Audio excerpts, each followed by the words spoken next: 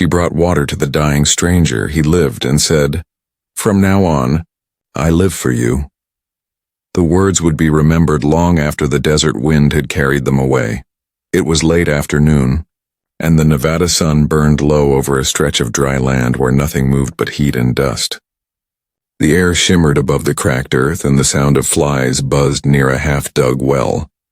Mira Dalton wiped her brow, her face shadowed beneath a wide hat. Her hands were rough from years of tending her small patch of land. What the drought hadn't taken, the loneliness nearly had. She bent to fill a tin pail from the shallow water at the bottom of the well. That's when she saw him. At first she thought it was a bundle of old clothes tangled in the sagebrush. But then it moved, a hand weak and trembling. She froze. Out here, miles from town, a stranger could mean trouble. The sheriff had warned her last week. "Keep to yourself, Mira. There are drifters about. Some mean, some desperate." Still, she set down the pail and walked closer. The man lay face down in the dirt, his shirt torn and dark with blood. A revolver hung limp in his hand. He looked half dead already, skin pale, lips cracked. Flies circled his shoulder wound. Mira knelt beside him. "Can you hear me?" she asked softly. His eyes opened just a slit, gray like storm clouds. "Water."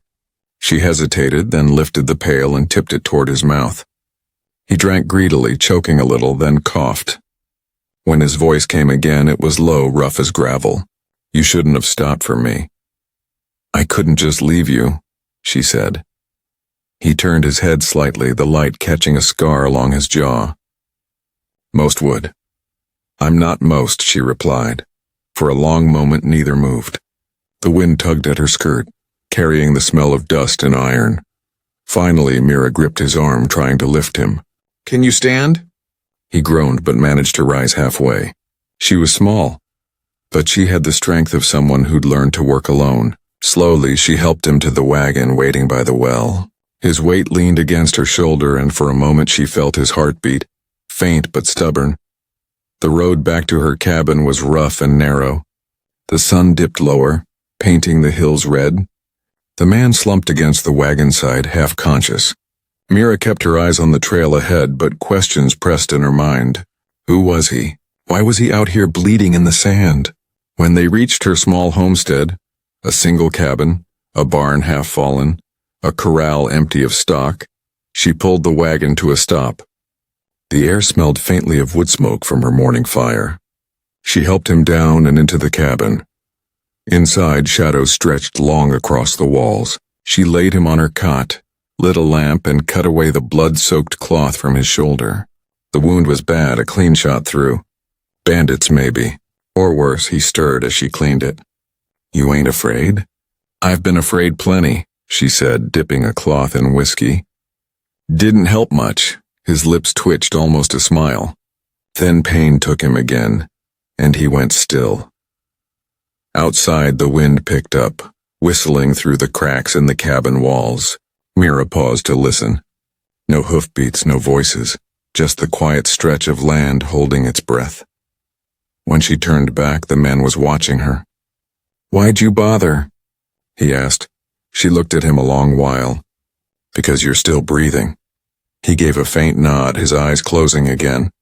"Then I reckon I'll try to keep it that way." The lamp flickered. The last of the daylight faded from the window, leaving only the soft glow of firelight moving across the rough wood floor. Outside, the horizon turned black, swallowing the red sky whole. When morning came, the desert was quiet again. Pale light crept through the cracks of the shutters, turning the cabin golden gray. Mira sat at the small table with a cup of coffee gone cold. She hadn't slept much. Every time the stranger stirred in his sleep, she'd half expected him not to wake again. But he did. A sound came from the cot. Rough breathing, a soft groan. He shifted beneath the blanket, eyes opening slowly, wary. For the first time, he looked at her in the daylight. His face was sunburned, unshaven but strong. "Where am I?" he asked. "Dalton Homestead," Mira said. "About 12 miles east of Dry Creek." He nodded slightly, then tried to sit up. The effort made him wince. You should have left me out there. I couldn't do that, she said simply. You don't even know who I am, miss. I don't need to. You were dying. He stared at her, searching her face for something, fear, pity, judgment. But she gave him none of those. Just a calm, steady gaze that reminded him of the desert itself. Quiet, unshakable. What's your name? She asked. Jace, he said after a pause. Jace Rowan, she nodded. You can stay here till you can ride. He frowned. You got a husband nearby? No, she said, her tone final. He passed. Something in her voice told him not to ask how. He leaned back, eyes closing again. Then you shouldn't keep a stranger under your roof. I've kept worse things out, she said, glancing toward the door where her old rifle leaned. The corner of his mouth twitched, but he said nothing more. For the next few days, time moved slowly. Jace slept through most of it, waking only to drink broth or curse under his breath when she changed his bandage. His wound began to heal, though he never spoke much. He spent his waking moments staring out the window, watching the wind push across the barren hills. On the third evening, Mira caught him trying to stand. You'll tear your stitches, she warned. He gave her a tired look. Can't lie here forever. Then sit at least, she said, handing him a cup of water. He took it, his fingers brushing hers. You live out here alone? Been that way nearly 2 years, she said. He studied her, eyes softening a little. You don't scare easily. Scared doesn't mend fences, she said. That drew a low chuckle from him, a sound rough with disuse. But it faded quickly. His gaze went distant, as if listening to something far away. Mira noticed. You expecting someone? He didn't answer right away. Then quietly, no one I want to see. She waited. He looked down at the cup in his hands. I was part of a gang once. Rode with Cole Deaver out of Laramie. Robbed coaches' trains. Then I turned on him. Told the law what I knew. Mira's hand froze on the table. You mean you're a dead man walking, he said flatly. Deaver won't forgive that. His men have been hunting me since. The wind outside howled through the eaves, making the lantern flicker. Mira stood very still. Then why'd you come this way? She asked. Didn't plan to. Got ambushed on the trail. Thought I'd finished one of them, but they left me bleeding for the vultures. Silence settled between them. Jace's confession hung in the air like dust. Finally, Mira said, You did wrong, but you're trying to set it right. That counts for something. He looked at her, surprised. You don't believe in second chances, do you? I believe in water for the thirsty, she said quietly. Jace stared at her for a long moment, then nodded once, slowly. Then maybe I'll earn the rest of it. Outside, the last light of day faded to blue. Mira rose to close the shutters, but before she did, she caught a shape moving far out on the ridge, a flash of metal, a rider's silhouette. Her hand tightened on the frame. Trouble was coming. That night the wind carried the smell of rain and gunpowder. The desert was restless, shifting under a gray sky. Mira sat near the hearth, sewing a torn sleeve while Jace dozed lightly on the cot. Every creak of the boards, every brush of wind against the shutters made her pause. She couldn't shake the image of that rider on the ridge. When she finally spoke, her voice was low. You said Deaver's men are after you. How many? Jace stirred, half awake. 3 that I know of. Maybe more. They won't quit till they find me. Mira looked toward the rifle leaning by the door. Then I best keep the lanterns low. He opened his eyes, watching her silhouette move in the dim light.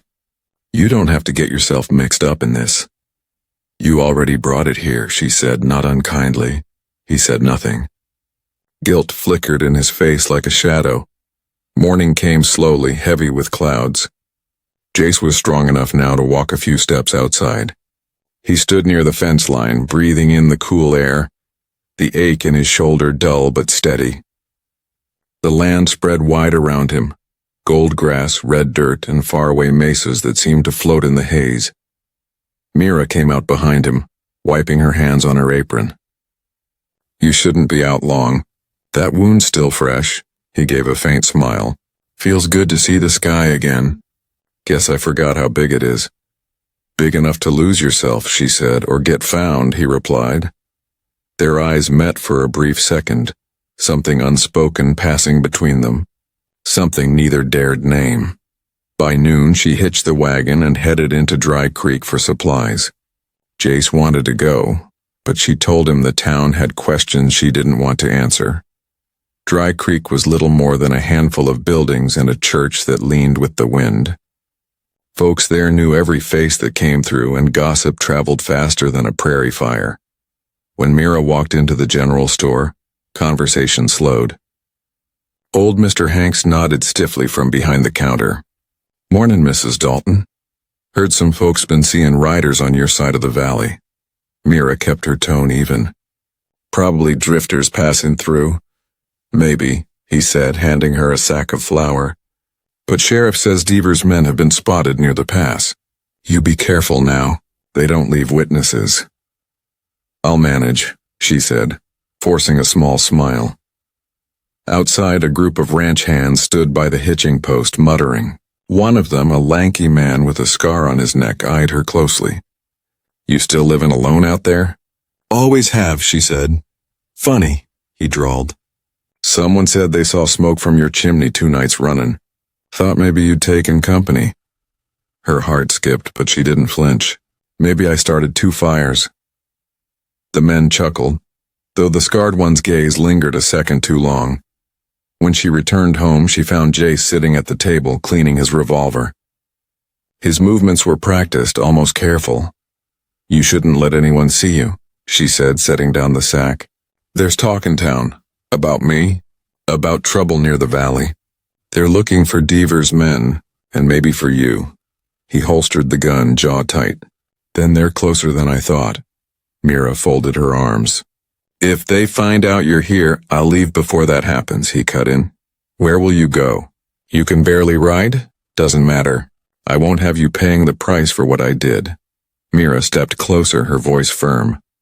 You're not the only one who's lost things, Jace. I buried my husband because this land takes what it wants. I'm done running from it, he looked at her, really looked. You'd stand with me knowing what I've done? I'd stand with anyone who's trying to do right, she said softly. For a long time there was only the sound of wind pushing against the walls. Then Jace nodded once. All right, he said. Then we'll stand together. Outside, thunder rumbled over the far hills. By dawn, a thin rain fell across the Dalton ranch. It darkened the dust, cooled the air, and whispered through the cottonwoods behind the cabin. Mira worked quietly in the barn, patching a feed sack. She kept glancing toward the door where Jace had gone out before sunrise. He was checking the fence line, said he needed to move, stretch, do something that felt normal. She hadn't argued, though worry had settled deep in her chest. When he returned, mud streaked his boots and the brim of his hat dripped water. Found tracks, he said simply. Mira straightened. How close? Too close. 3 horses, fresh.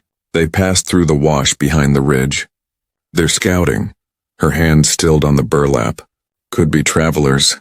He shook his head. Not travelers. Deaver's men ride wide apart like hunters. The rain picked up, hammering softly on the tin roof. Mira turned to face him. Then we prepare. He frowned. Prepare how? She walked past him to a wooden chest near the stall. From it, she pulled an old shotgun wrapped in oilcloth. My husband used this when the coyotes came too close, she said. It still fires. Jace took it, testing the weight. You sure about this? I'm sure of what happens if we don't. For the rest of the morning, they worked without many words. Mira checked the windows, tightened the shutters, and made sure the barn doors could be locked from inside. Jace limped to the corral, making a show of mending the gate. If someone was watching from the hills, they'd see an ordinary rancher at work. Inside, the cabin smelled of wet earth and coffee. Mira poured 2 cups, handing one to him when he came back in. You keep this place running alone? He asked. She nodded. Used to have help before the sickness took half the valley. After that, folks stopped visiting. He looked around at the small worn space, the neat shelves, the mended curtains, the old Bible on the mantel. Everything spoke of endurance. You held on, he said quietly. She met his eyes. Holding on's all I know. Outside, thunder rolled again, low and long. By late afternoon, the rain stopped. The world seemed too still. Mira stepped onto the porch, scanning the horizon. A hawk circled high above the ridges, its cry sharp and distant. Jace joined her, the shotgun in his hand. You ever think about leaving this place? He asked. She shook her head. My husband's buried out back. Can't leave him to the coyotes. He said nothing for a while, just stared out at the open land. I had a brother once. We rode together before I joined Deaver. Thought we'd make a name for ourselves. He didn't live long enough to see how wrong I was. Mira looked at him, seeing not the outlaw people might whisper about, but a man worn thin by regret. You can't change where you've been, she said softly, only what you do next. He nodded, a muscle working in his jaw. Then what I do next is make sure Deaver never finds this place. That night the wind shifted. A chill crept through the cracks of the cabin walls. Jay slept lightly, his hand never far from the revolver on the table. Mira lay awake, listening to the silence outside. Then came a sound, faint but clear. Hooves. She sat up. The lamp flame trembled. Jace was already moving, rifle in hand, his face hard and calm. They've found us, he whispered. Mira's pulse quickened, but she didn't panic. She moved to the window, peering through the slit in the shutter. 3 riders approached from the east, their shapes dark against the moonlit sand. They're coming slow, she said. Looking for light, Jace nodded. Then we give them none. He blew out the lamp. Darkness swallowed the room, leaving only the silver gleam of the moon through the cracks. They waited, listening to the sound of hooves drawing closer, then stopping. The desert held its breath. The night stretched thin, every sound sharp in the darkness. The horses stopped somewhere beyond the barn. Then came the faint creak of saddle leather, a man's voice low and mean. Jace crouched near the window, shotgun steady. Mira stood behind him, holding her breath. They'll circle first, he whispered. Check the barn, maybe the corral. From outside came the crack of a boot against a gate. One of the men cursed softly. Mira's heart thudded. The silence that followed was worse than the noise. Then metal scraped against wood. Someone is testing the barn door. They're looking for you, she whispered. I know, he said, and if they find me, they'll burn everything here. She gripped his arm. We can't let that happen. He nodded once. Stay inside. If shooting starts, get low behind the hearth. I'm not hiding, she said quietly. Mira, you said we'd stand together, she reminded him. His eyes met hers in the dim light. There was no time to argue. Then stay close. Outside, one of the men called, Rowan! We know you're here. Come out and maybe we'll let the lady live. Jace's jaw tightened. He peered through the slit in the shutter and saw 3 riders. 2 still on horseback, 1 on foot near the barn. Their faces were shadowed by wide hats, but he knew the voice that followed. Jace Rowan, the man drawled. Cold Deaver wants your head and I don't mind collecting it tonight. Mira saw Jace's hands go still. That one talking, he your friend? She asked. Was, he said. Name's Hatch, Deaver's right hand. Outside, Hatch laughed. Ain't much out here, is there? Maybe we torch the place and see who comes running. Jace's voice turned low and fierce. If you set fire to her land, Hatch, I'll put you in the ground before dawn. That made the men pause. Then Hatch spat. You got spirit, I'll give you that. But you're a dead man either way. A shot rang out, splinters flew from the doorframe. Mira ducked. Jace fired back through the gap, hitting one of the horses. The animal screamed and bolted. Chaos broke loose. Move, Jace shouted. He dragged the table to block the window, then pushed Mira toward the back wall. Stay behind the stove. She obeyed, but not before grabbing the old rifle. Through the crack, she saw one man down, another crawling behind the trough. Hatch was shouting orders, firing into the dark. The gunfire echoed across the empty valley, rolling off the hills. Lightning flashed on the horizon, showing the men's shapes for an instant. Ghosts in the storm. Jace reloaded fast, breathing hard. "They'll fall back and wait for daylight," he said. "Then we hold till morning," she replied. He gave her a quick look, half warning, half admiration. "You really mean to fight?" "I don't mean to lose," she said. The wind howled through the broken shutter. Smoke from the gunfire hung thick inside. Jace moved to the corner, watching the barn. The rain began again, soft at first, then heavy, turning the dust to mud, washing blood into the earth. After a while, the shooting stopped. Only the rain and the groan of a wounded man remained. Jace lowered the shotgun. "They'll pull back for now. Hatch won't risk losing all his men in the dark." Mira's hands were shaking, but her voice stayed steady. "They know we're here." "Yeah," Jace said, staring out into the storm. "And they'll be back when the sun rises." He sat at the table, shoulders slumped, blood seeping through his bandage again. Mira tore a strip of cloth from her skirt and knelt beside him. "You're bleeding," she said. He caught her wrist lightly. "You didn't have to do any of this." "I did," she answered. "Because no one should face a storm alone." He looked at her then, something soft breaking through the weariness. "You keep saving me, Mira. And you keep giving me reasons to," she said. Outside, the thunder rolled closer, echoing over the barren land. The flames in the hearth flickered low, throwing long shadows across their faces. Jace glanced toward the door. "Tomorrow will decide everything." Mira met his gaze, steady as stone. "Then we'll meet it together." Dawn broke slow and heavy, the sky bruised with gray. The rain had stopped, leaving the land soaked and silent. Mist clung to the hills like smoke. Mira stepped onto the porch with her rifle. The air smelled of wet dust and gunpowder. The barn door hung crooked on its hinges. A trail of blood led into the brush, proof that at least one of the attackers hadn't made it far. Jace followed her out, limping slightly. His face was pale, eyes sharp. "They'll come back soon," he said. "Men like Hatch don't quit after losing one." "Then we use what time we have," she replied. They worked fast. Mira loaded cartridges, stacking them on the table.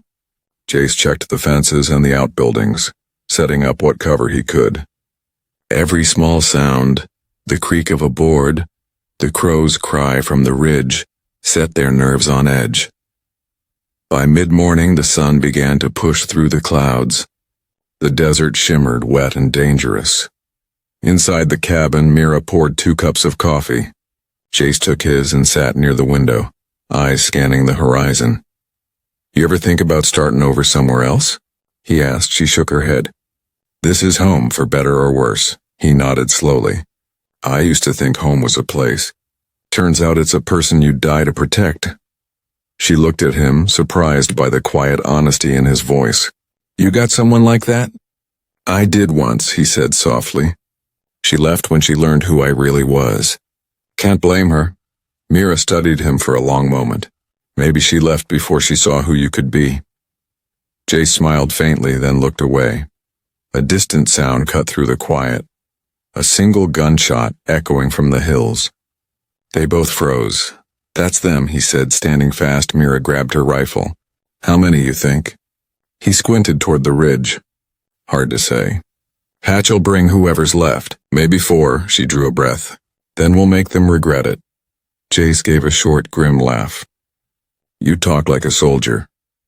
I talk like someone with nothing left to lose." He looked at her then. Really looked. And something changed in his eyes. Not pity, not fear, respect. They took positions. Mira in the window's shadow, Jace behind the overturned table. The land stretched before them, wide and waiting. Minutes passed. Then the movement. 4 riders appeared over the ridge, their horses kicking up mud. They came slowly, scanning the cabin and the barn. One raised a hand, signaling the others to spread out.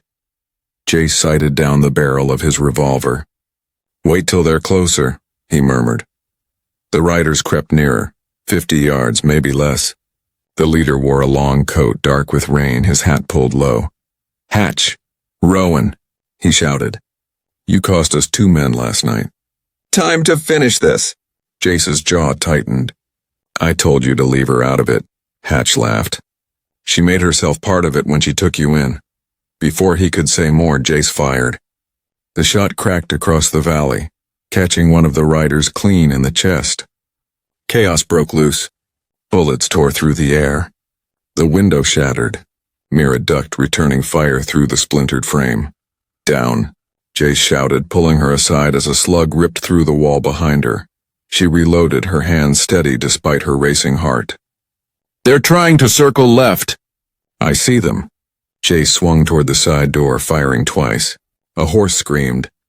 Another man fell. Smoke filled the room, thick and bitter.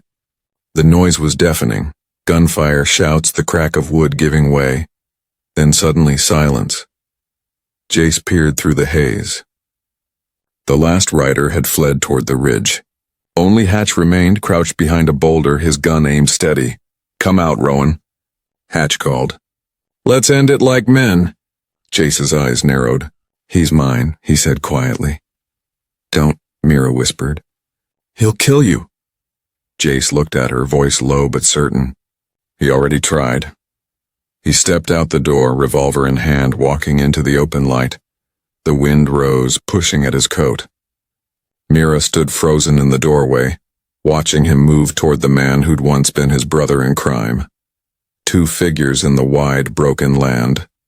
The storm was over, but the reckoning had just begun. The land was quiet except for the soft hiss of wind through the wet grass. Jace walked slowly, his boots sinking into the mud, his revolver steady in his hand. Across the clearing, Hatch rose from behind the boulder, gun already drawn. For a moment, neither spoke. The space between them was heavy with old history. Didn't think you had it in you to crawl this far, Rowan, Hatch said, his grin sharp and cruel. Guess she patched you up good. She saved my life, Jace answered. That's more than you or Deaver ever did. Hatch laughed, the sound dry as dust. Deaver gave you a name, a horse, a place in this world. You threw it all away for a bag of lawman's gold. Jace's eyes hardened. I turned on him because I was done killing for men who'd shoot their own. Funny, Hatch said, cocking his gun. You'll still die by one. Lightning flashed in the distance, lighting both their faces, one calm, one twisted by rage. Inside the cabin, Mira gripped her rifle, eyes locked on the 2 figures through the broken window. Her breath caught as Hatch moved first, raising his weapon. Jace fired. Both shots cracked as one. For a heartbeat, no one moved. Then Hatch staggered backward, clutching his chest. His gun fell into the mud. He looked up, disbelief fading into emptiness, and then he was still. Jace stood over him, chest rising and falling hard. The sound of rain returned, soft and steady, washing blood into the dirt. From the ridge, the last of Hatch's men turned and fled. Mira ran from the cabin, her skirt catching in the mud. Jace! He turned toward her, lowering his gun. It's over. She stopped in front of him, searching his face. You're hit? He shook his head. Not this time. Relief flooded her, and for the first time in years she smiled, a small, tired smile that felt like sunlight breaking through a storm. They walked back to the cabin together. Behind them, the wide land stretched empty again, silent except for the wind. Inside, the fire had burned low. Jace sank onto the bench, exhaustion setting in. Mira poured him water, her hands trembling slightly. You didn't have to face him, she said quietly. Yes, I did. He looked into the fire. That man carried the worst of who I was. I had to lay it down or it'd follow me forever. Mira sat across from him. And now? Now I try to live like the man you thought worth saving. For a while, neither spoke. The storm outside passed fully, leaving behind a deep calm. The air smelled of wet earth and pine. Mira rose and went to the window. The dawn light touched the hills, gold against the washed-out blue sky. You could start over, Jace, find a new name. A new life. He shook his head. A man can't outrun himself. But maybe he can make peace with what's left.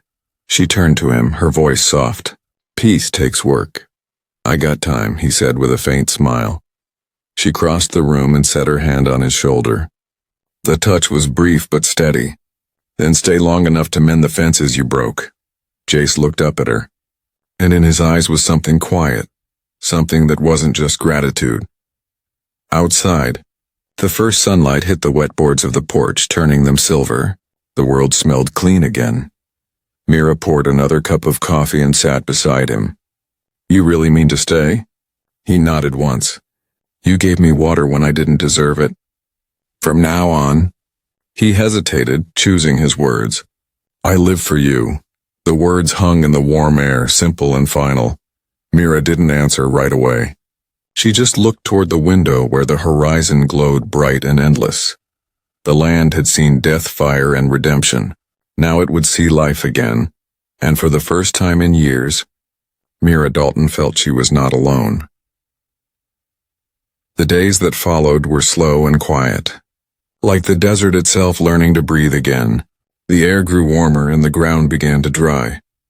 The gunfire scars on the cabin wall stayed as silent reminders of what had been won and what had been lost. Jace mended the barn door first. His shoulder still ached, but he worked steadily, each swing of the hammer grounding him in something solid. Mira watched from the porch, her hands busy shelling beans. She didn't say much, but now and then, her eyes softened when she looked at him. It was strange, she thought, how peace could feel louder than war. By the third morning, the sound of Jace's tools mixed with birdsong. The ranch began to look alive again. He fixed the troughs, cleared the fallen posts, and even dug out the weeds by the well, the same place where she'd first found him half dead under the sun. That afternoon, he stood by the well, looking down into the water. His reflection wavered in the ripples. For the first time in years, he didn't turn away from it. Mira came up beside him, holding 2 tin cups. You've been at it since sunrise, she said. Rest a while, he smiled faintly. Guess I'm not used to staying in one place. Well, this place could use someone who doesn't run, she said, handing him a cup. He took it. Their hands brushed just for a moment, but it said more than words could. Town'll start talking soon, she added quietly. People saw the smoke that night. They'll come asking. Let 'em, he said. I've got nothing to hide anymore. Mira studied his face. You really mean to stay? He nodded. If you'll have me.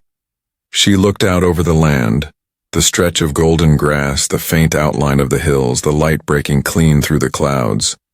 You don't owe me anything, Jace, he set his cup down. That's where you're wrong. You gave me back a life I'd thrown away. The least I can do is make myself useful.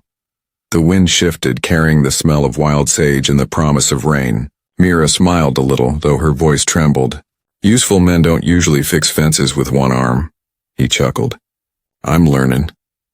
That evening the sky burned orange and the world seemed to hold its breath. Mira lit a lantern and cooked stew over the fire. Jace sat near the doorway, cleaning his revolver one last time before wrapping it in cloth and placing it on the mantel. Done fighting? She asked. Done running, he said. If trouble comes again, it'll find me standing still. Mira nodded, stirring the pot. That's a good way to live. He looked at her through the lamplight, her face soft, lined by years of struggle, but steady as ever. You've been alone too long, he said gently. Solitude's easier than heartbreak, she replied. Maybe, he said, but it's colder. She looked at him, and for the first time since her husband's death, she didn't look away. And what happens when you get tired of quiet living? He smiled, slow and certain. Then I'll fix another fence. They both laughed softly, the sound blending with the crackle of the fire. Outside, the stars came out one by one, clear and bright. Before bed, Jace stepped out onto the porch. The moon hung over the valley, silvering the land. He could see where the fight had happened, dark patches of earth, already fading under new growth. Mira joined him, her shawl drawn tight around her shoulders. Hard to believe, she said, that something good could come from all that blood. Sometimes it takes bleeding to start living again, he said quietly. She looked up at him. You really think we can start over? I don't think, he said. I know. The wind blew across the plains, cool and gentle. Jace took a slow breath, feeling for the first time in years, like the air truly belonged in his lungs. Mira touched his arm just lightly. Then we'll start tomorrow. He turned toward her, a small smile forming. Tomorrow's a fine day to begin, and as the lantern light flickered behind them, the horizon stretched wide and endless, a promise waiting to be kept. Morning came soft and golden. Dew clung to the grass and the hills glowed faintly under the rising sun. Mira stepped out of the cabin, her shawl wrapped around her shoulders, and breathed in the scent of wet earth. For the first time in a long while, the air felt safe. Jace was already outside feeding the horses. His movements were slow but sure, the limp in his step almost gone. When he saw her, he tipped his hat, a small smile tugging at the edge of his mouth. "Coffee's on the stove," she said. He nodded. "I'll be right in." Inside, the cabin was filled with the smell of coffee and wood smoke. The morning light filtered through the curtains, turning the room a soft gold. Mira poured 2 cups and set them on the table. She noticed how quiet it was. No fear in the silence, no waiting for danger to come, just peace. When Jace came in, he hung his coat by the door. The revolver that once sat on his hip now stayed on the mantel untouched. He sat down across from her, warming his hands around the cup. "Town's holding service today," she said, "for the men who died in that fight." He nodded, looking down at his hands. "I don't reckon they'll want me there." Mira met his eyes. "You saved this place. You earned your peace, Jace. Let 'em think what they will." He gave a faint smile. "You always talk sense." She tilted her head. "And you? What do you plan to do now?" Jace took a long sip of coffee, thinking. "Don't rightly know. Guess I'll stay till you tell me to go." Her voice softened. "I'm not in the habit of sending away men who keep their word."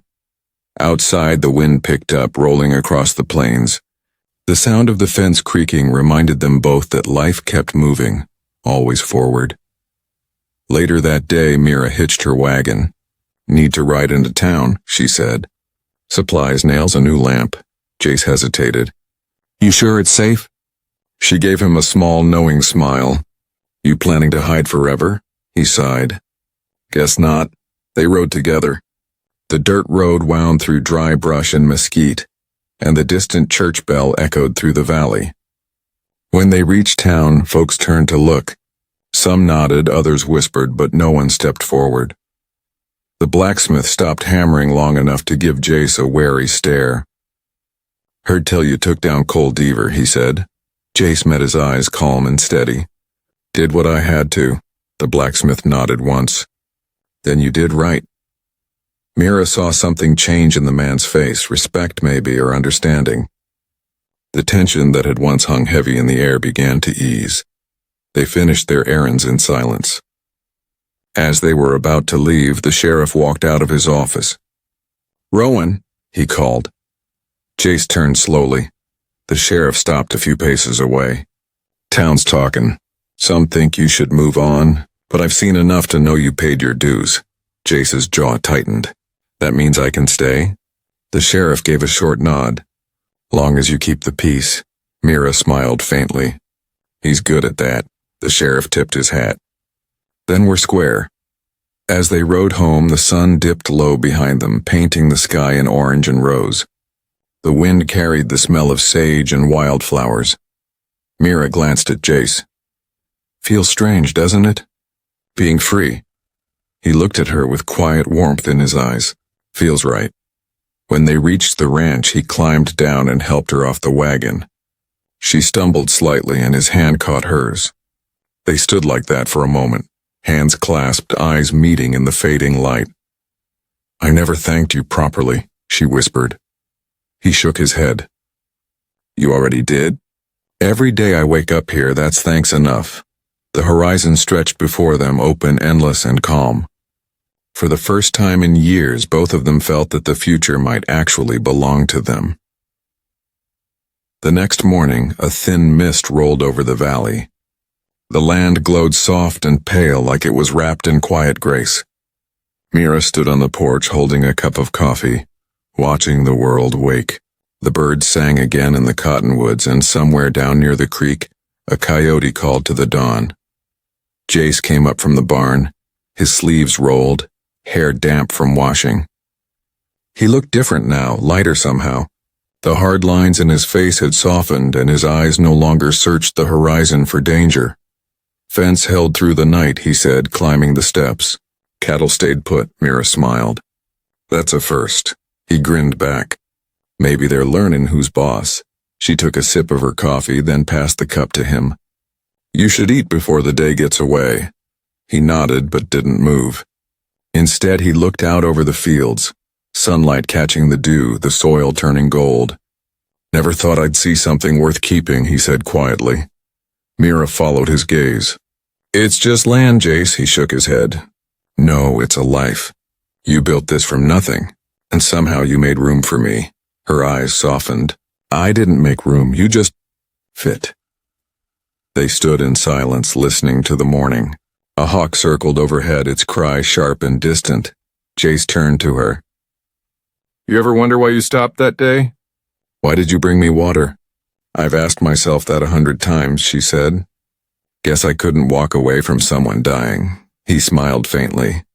And I guess I couldn't die after that. She looked at him then, truly looked at the man who'd once been hunted, who'd lived with shame and violence. Now standing here mending fences, building peace. You think we deserve this? She asked softly. He met her eyes. After what we've been through, I think we earned it. The wind stirred the porch curtains. Inside, the fire crackled to life. It wasn't much, but it was home. That afternoon, they rode out to the far ridge where wildflowers grew between the stones. From there, they could see the whole valley. The ranch house, the barn, the well where their story began. Mira dismounted, brushing her skirt against the grass. Strange, isn't it, she said. How life circles back to where it started. Jace joined her, looking over the land. Guess some stories end where they were meant to begin. She smiled. You still planning to keep your promise? He turned toward her. Which one? The one you made that night, she said. From now on, I live for you. He took a breath and nodded. I meant it, Mira, but maybe it's more than that now. Maybe we can live with each other. Not instead of, just together. Her smile deepened, soft and full of peace. That sounds like a better promise. They sat together on the ridge, the sky wide and endless above them. The clouds moved slowly and white, and the sunlight danced on the grass. Neither spoke for a long while. There was no need. When the wind came, it carried the scent of rain from the mountains. Mira leaned her head against his shoulder. Jace rested his hand over hers. Down below, the land stretched open, healed and whole, just like them. As the sun sank lower, turning the valley gold one last time, Jace whispered, You brought me back to life, Mira. Now I'll spend the rest of it keeping you safe. She smiled faintly, eyes shining. You already have. And as the first drops of rain began to fall, they sat beneath the wide western sky, two souls once lost, now found while the wind swept gently over the fields they'd made their own. If this story touched your heart, don't forget to like this video and subscribe for more tales of love, loss, and redemption from the Wild West. Every click helps keep these stories alive on the frontier. See you on the next ride.